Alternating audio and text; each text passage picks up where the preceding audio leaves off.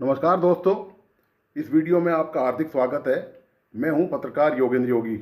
दोस्तों, समाजवादी पार्टी के राष्ट्रीय अध्यक्ष अखिलेश यादव ने पुराने सहयोगियों पर निशाना साधते हुए कहा, कहां कहां से आ गए थे, हमने चवन्नी का रुपया बना दिया, तब भी लोग छोड़कर चले गए। इस बयान में अखिलेश यादव ने जयंत चौधरी का नाम नहीं लिया, लेकिन राजनीतिक संदर्भ साफ तौर पर आरएलडी की तरफ इशारा कर रहा है।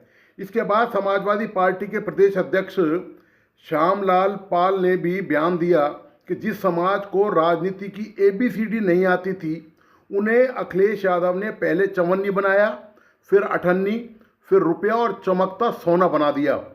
राजनीति में बयानों के मायने दूर तक जाते हैं।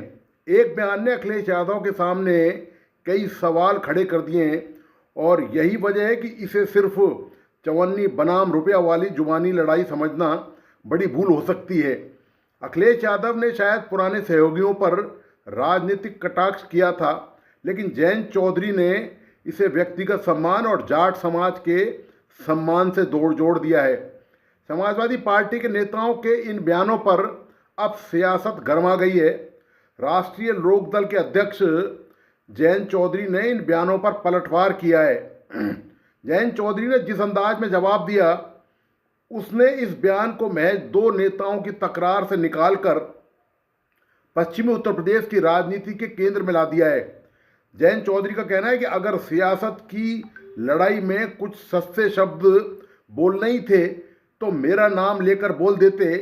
उन्होंने जाट समाज को टारगेट करने और एबीसीडी हमने सिखाई जैसी टिप्पणी पर भी सवाल उठाया और कहा कि वह इस अहंकार को करीब से देख चुके हैं और ऐसा आचरण सिर्फ पतन लाता है। इस मामले को भारतीय जनता पार्टी ने भी आड़े हाथ लिया है और समाजवादी पार्टी पर निशाना साधा है। बीजेपी का कहना है कि अहंकार सिर चढ़ता है तो पतन तय है। बीजेपी ने आरोप लगाया कि अखिलेश यादव से लेकर उनकी पार्टी के प्रदेश अध्यक्ष तक सत्ता से दूरी बढ़ी तो मर्यादा भी गायब हो गई। जाट समाज के लिए लगातार अपमानजनक भाषा का इस्तेमाल सिर्फ एक समाज का अपमान नहीं, बल्कि अन्नदाता और राष्ट्र रक्षकों का अपमान है। यूपी के उप मुख्यमंत्री केशव प्रसाद मौर्य ने निशाना साधते हुए कहा कि भारत रत्न चौधरी चरण सिंह जी का सेफई परिवार पर इतना कर्ज है कि सपा बहादुर उसे चुका नहीं सकते। अखिलेश यादव को जयंत चौधरी से तुरंत माफी मांगनी चाहिए। इस विवाद में सबसे दिलचस्प मोड़ तब आया जब बसपा सुप्रीमो मायावती भी जयंत चौधरी के समर्थन में उतर आई। मायावती ने अखिलेश यादव के चवन्नी से रुपया वाले बयान को अमर्यादित, अशोभनीय और शर्मनाक बताया।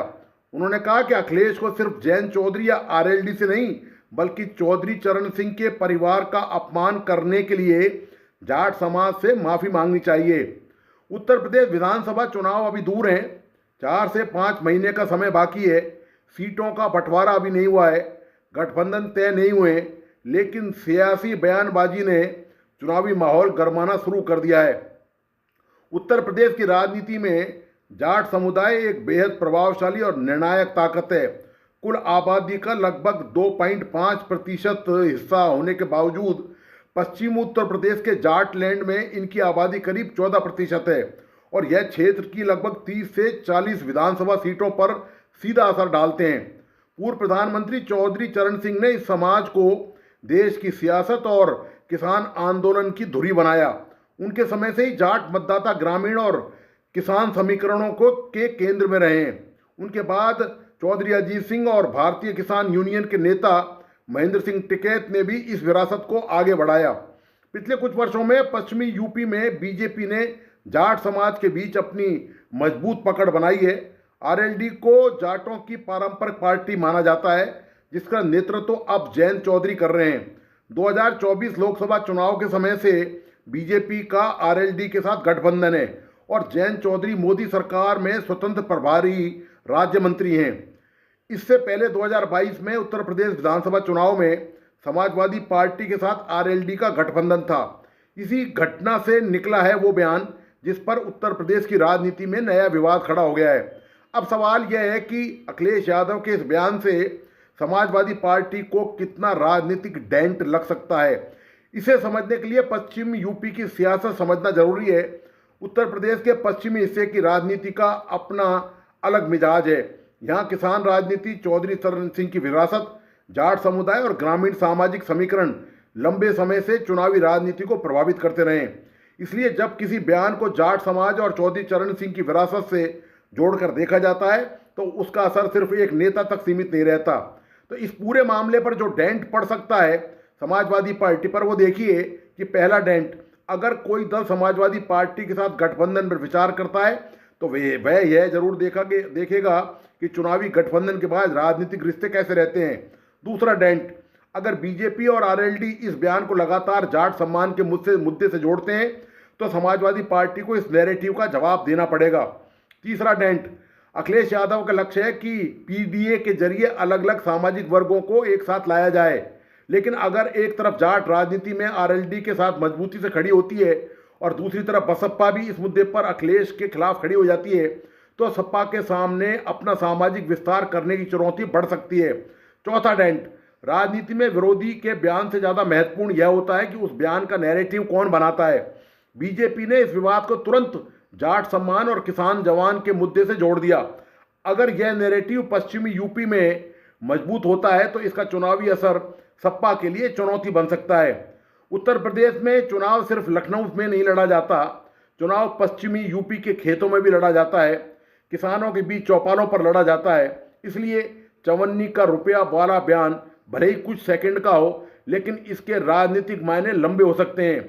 देखना यह है कि समाजवादी पार्टी इस नैरेटिव को कैसे पलटती है। क्या अखिलेश यादव इसे सिर्फ एक राजनीतिक तंज बताकर आगे बढ़ेंगे या फिर पश्चिमी यूपी में जाट समाज और जैन चौधरी के प्रभाव को चुनौती देने के लिए नई रणनीति बनाएंगे। तो दोस्तों, आपको आज का विश्लेषण कैसा लगा प्लीज़ अपने लाइक एंड कमेंट के साथ बताइए। इस वीडियो को अपने दोस्त और परिजनों को जरूर शेयर करें। मेरा तमाम दोस्तों से आग्रह है कि प्लीज़ इस YouTube चैनल को लाइक करें, सब्सक्राइब जरूर करें एवं बेल आइकॉन का बटन दबाइए। धन्यवाद, नमस्कार।